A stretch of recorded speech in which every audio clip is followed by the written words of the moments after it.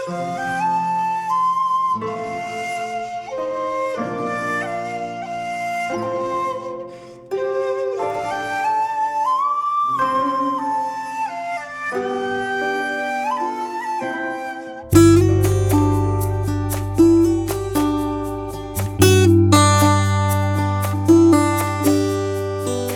Good morning. कसे आहात तुम्ही सगळेजणं? आजचा जो हा व्लॉग मी तुमच्यासोबत शेअर करते ना, हा मी रविवारचा माझा व्लॉग आहे. संपूर्ण दिवसभराचा तोच तुमच्यासोबत शेअर करणार आहे. एवढं काय काय केलं आहे ना या एकाच दिवसात. एडिटिंग करताना मलाही असं झालं होतं, अरे बापरे! मी तर सुपरवुमन झाले. एकाच दिवसात इतकं सारं काही केलं. चला, jokes apart, welcome back to my channel. मी प्रतीक्षा तुम्हा सर्वांचं स्वागत करते डिझायनर हाऊसवाईफ या माझ्या यूट्यूब चॅनलवर.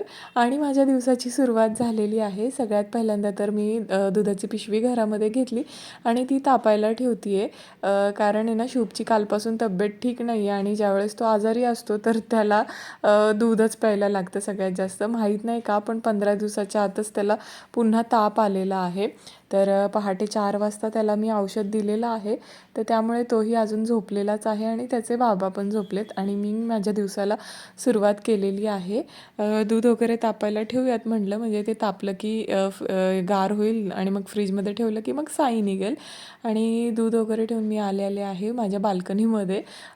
कपडे जे वाळलेले आहेत ते काढून घ्यायचे आहेत आणि मला काय माझ्या बाल्कनीमध्ये येण्यासाठी बहाणाच लागतो. सकाळी उठल्या सगळ्यात पहिलं तर मी इकडेच येत असते दूध घरात घेतल्यानंतरनं, कारण मला माझी झाडं पाहिल्यानंतरनं खूप जास्त फ्रेश वाटतं. मूड एकदम असं छान हॅपी होऊन जातो. आणि म्हणजे तुम्ही पण पहा, एखादं तरी ना छोटंसं रोपटं घरामध्ये लावून पहा तुम्ही. तुम्हाला ना एवढं सकाळी उठल्या आहे ना त्याला पाहून फ्रेश वाटेल ना. म्हणजे ज्यावेळेस त्याच्यामध्ये काही ग्रोथ दिसती, नवीन त्याला पानं वगैरे येतात ना, खूप छान असं मूड फ्रेश होतं. सकाळी उठल्यावर सगळ्यात पहिल्यांदा तर मी माझं एक एक झाड चेक करत असते की कोणत्या झाडाला नवीन फांदी फुटते आहे का, कुठून काही कोंब वगैरे नवीन येतो आहे का, किंवा मग कशावर काही रोग पडला आहे का, मग आता काय केलं पाहिजे. आणि हे छान असं जास्वंद पण उमलायला लागलेलं आहे दुपारपर्यंत. छान असं मोठं फूल होऊन जाईल त्याचं. आणि फुलं उमलली की काय, मग त्यापेक्षा तर जास्त आनंद कुठला नसतंच एखाद्या गार्डनिंगची आवड असलेल्या व्यक्तीसाठी.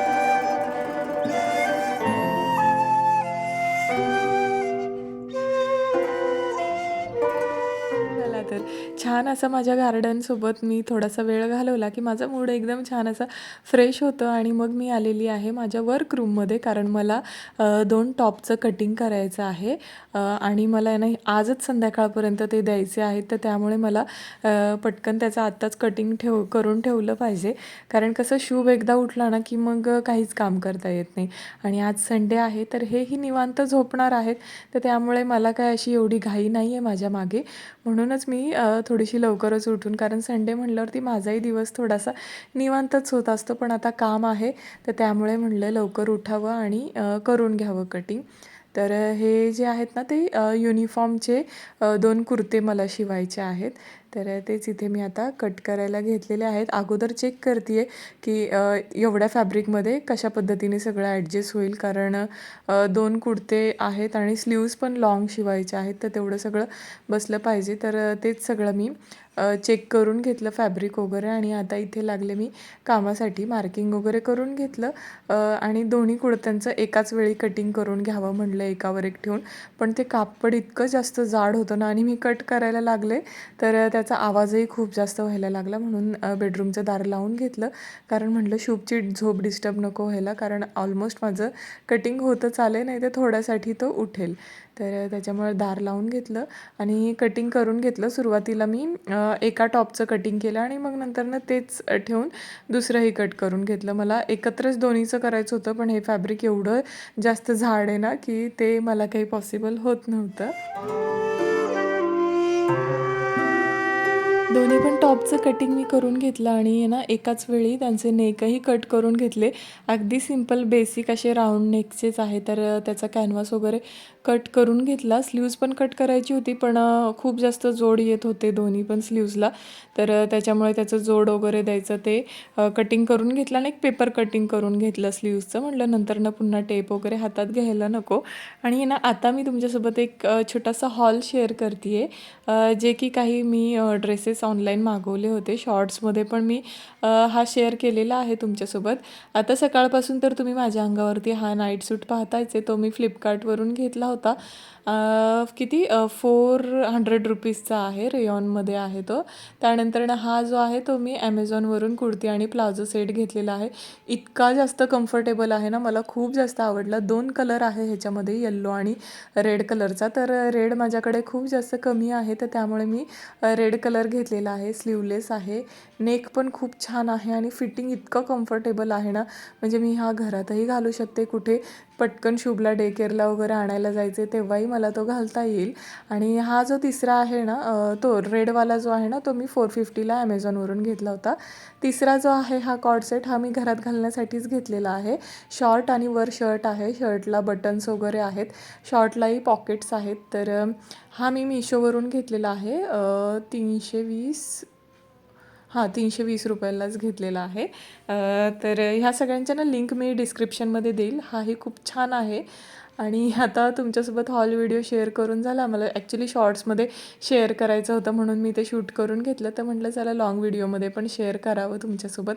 आणि ते सगळं झालं. त्यानंतरनं मी आले भांडी घासण्यासाठी, कारण काल रात्रीच जसं मी सांगितलं शुभची तब्येत ठीक नव्हती. तर त्यामुळे माझी काही भांडी वगैरे घासून झाली नव्हती रात्री.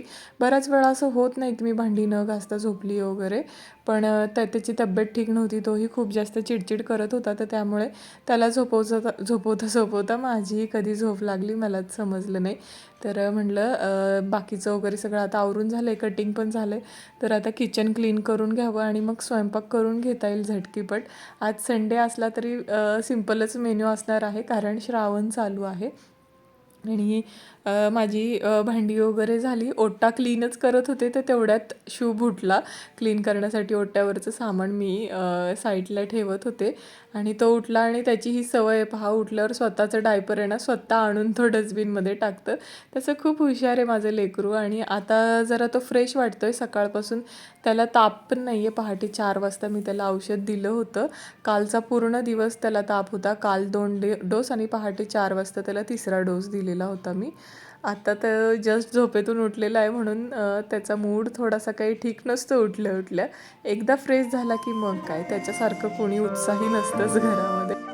त्यानंतरचं हे जे दृश्य आहे ना, हे आहे दुपारचं. आमचं जेवण वगैरे झाल्यानंतरनं ह्यांनी छानपैकी बाल्कनी क्लीन करून घेतलेली आहे. तशी ह्यांची अशी छोटी मोठी हेल्प मला कायमच होत असते आणि तेही खूप सपोर्टिव्ह आहे. घरातल्या गोष्टी वगैरे आवरू लागतात. तर त्यामुळे मलाही असं होतं की ठीक आहे, थोडंफार म्हणजे होतो, ताण पडतो मला घरची कामं. त्यानंतरनं आता परत मी स्टिचिंगचंही काम सुरू केलं आहे, पण अशी मदत झाल्यावरती कुणाला आनंद नाही होणार. त्यानंतरनं थोडीशी निवांत बसले आणि मग पुन्हा आले मी टॉप जे शिवायचे होते ना ते शिवण्यासाठी. आणि ह्यांनी मला सांगितलं की आपल्याला 5 वाजता बाहेर जायचं आहे, तर तुझ्याकडे 50 मिनटं आहे, तेवढ्या वेळात हे टॉप तू कंप्लीट करून घे आणि आपण मस्तपैकी थोडंसं फिरायला जाऊयात, संडे आहे म्हटल्यावरती. आणि मग मला असं झालं मी काय करू आणि काय नाही, कसं काय शक्य आहे, कारण माझी एक कस्टमर येणार होती. माझं शॉप होतं ना अगोदर कोंडव्याला, तिकडून कस्टमर येणार होती माझी. आणि म्हटलं मग एवढ्या वेळामध्ये त्यांचे मेजरमेंट्स घ्या, पॅटर्न डिस्कशन आणि टॉप पण शिवायचा. आणि बरं ह्यांना मी नाही पण म्हणू शकत नाही, कारण संडेचाच एक दिवस असतो, निवांत भेटतो आम्हाला. आणि ह्यांचं कामही असं आहे की कामामुळं बऱ्याच वेळा त्यांना आठवड्यातून बाहेरही जावं लागतं. तर त्यामुळे मला त्यांनाही एक्सक्यूज द्यायचं नव्हतं. तर त्यामुळे मी काम संपवण्याचा प्रयत्न केला, पण काही माझे टॉप शिवून झाले नाही. पण म्हटलं चला, 4:45 वाजले होते, तर मी आवरायला घेतलं. म्हटलं आल्यानंतरनं पुन्हा करूयात. तर इथे मस्तपैकी रेडी झाले. जो हॉल व्हिडिओमध्ये मी तुमच्यासोबत कुर्ती सेट शेअर केला होता ना, तोच घातलेला आहे. छानपैकी असा छोटासा मेकअप केला आणि जॅकेट घातलं, कारण हा कुर्ता अजून मी अल्टर केलेला नाही आहे. म्हटलं एकदा पाण्यातून काढल्यानंतर अल्टर करूयात, कारण श्रिंक होईल असं वाटतं आहे. फॅब्रिक त्याचं खूप छान आहे त्यामुळेच. तर त्यामुळे मी त्याच्यावर जॅकेट घातलं आणि पटकन रेडी झाले. जाताना इस्त्री सोबत घेतली होती, कारण मला ती रिपेअर करायला द्यायची आहे. ती जरा काम करत नाही आहे आणि मला गरज पडते माझ्या कामासाठी इस्त्रीची बऱ्याच वेळा. आणि आता आम्ही चाललेलो आहोत खडकवासल्याला. हे म्हणले आपण जाऊयात. माझ्या घरापासून अगदी 10 मिनिटाच्याच अंतरावर आहे आणि त्यांनी मम्मीला फोन केला आणि म्हणाले की म्हणजे आई तुम्ही पण चला म्हणून सोबत, कारण तीही घरात एकटी बोर होत असते. तर म्हणलं चला तिलाही घेऊन जाऊयात. आणि पूर्ण धरण भरलेलं आहे. शुभ एवढं सारं पाणी पाहून इतका खुश झाला होता ना. पण आता पाण्याच्या जवळ काही जाता येत नाही, त्यांनी बंदी केलेली आहे सगळ्या गोष्टींसाठी आणि सेफ्टीच्या दृष्टीनेच चांगलंच आहे. मस्तपैकी इथली कांदा भजी आणि ओली भेळ खाल्ली. आणि इथली आणि सिंहगडची कांदा भजी म्हणजे काय, एक वेगळीच टेस्ट असते आणि अशा वातावरणात खायलाही खूप छान वाटतं.